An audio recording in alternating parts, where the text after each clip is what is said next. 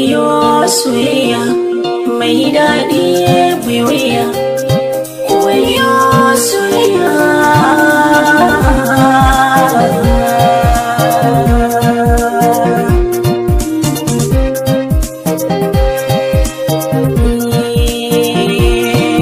So duniyar masoya matafi waɗansu na murna, wasu ko suna ta hawaye.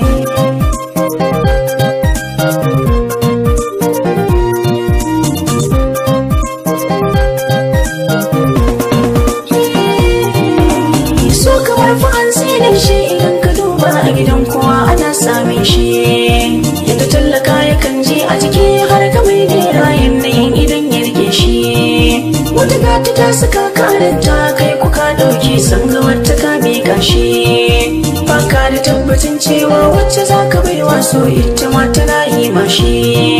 Shi san maso wani ne a gani na ya zamo lashi wanda maburan ɗaukar shi.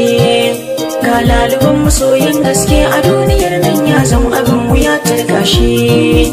Kuma da gaskiya za ka rage wannan kakan so shi, zuciyar shi kwai niyyar shi. Wata don kuɗi take soyayya abin takaici da rashin ido a babban goshi. Ya zama a fara soyayya don kuɗi in kwana da yamma bayan da na yau koshi. An ka fara soyayya don kuɗi ya ƙare ƙarshen ta dai faɗa ya raba shi. Karshe a dinga zagin zaga saboda soyayya don kuɗi ina ribar shi. So karbe shi don kyaushe ma idan muka yi duba zahiri akwai matsalar shi. Duk ran da kin ya ƙare san taki sai ya sauya da kiyayya a fi magane shi. Ni an gane na ba wanda ya kai kamar makaho sa'a da more soyayyar shi. Shi bai ga can ba ma balle har ya so gidan shi, Allahu ne ya so ikon shi. So in kai shi dan kyau tsufa yana tafe wata ran zamu waiwaya marasa shi. Haka masu so kawai dan sha'awa haushi da ke ji in ma ana ta labarin shi. Da za a zo a shawarce ne ku an gani na da masoyi ma a daina kiran shi. So in aka yi domin sha'awa kamar ka zauna ne cin tuwon ƙasa ba ko shi. Dan baya ma da yawa mai yin sakan mutunce in har ya cimma duk burin shi. Kalubale ga masu wadata mafi yawanci a gare su ne ake samun shi. Su mai da so kamar shinkafar awo akan tiso ne suke rage darajar shi. Dan saurayi budurwa sun ɗauki lokaci kan so yanzu za su raba shi. Su hura kunnuwan yarinya na 'yan kudaden shi saurayin ta dan ba shi da shi. Wasu tun suna ƙananu haka an ka fara soyayyar damuwa ta kasa raba shi. Kashi guda da ɗan ƙarya ya iso kuɗi da yawa za ya ce iyayen gashi. Su ko su sanya hannunsu guda biyu su karɓa su rufe ido su yi da nufin shi.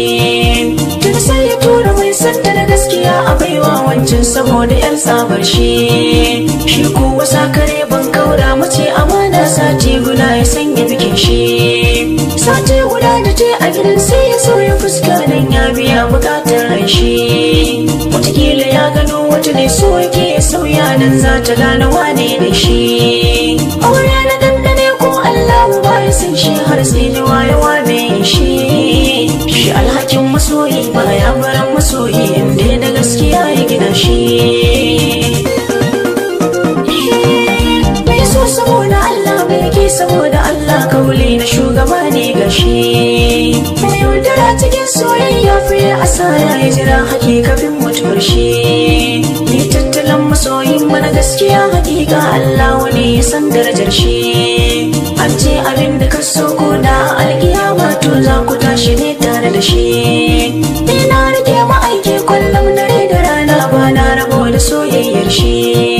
Har sun ya sa na son wacce take da so na annan muka samu jituwa ba kyashi. Allah cika wa Isa burin salon isar annabi wanda gunka babu irin shi. Ka tsare musharrikan masu shiga cikin masoya domin su bata alƙiblar shi. Na barku lafiya dangi na sai wata rana na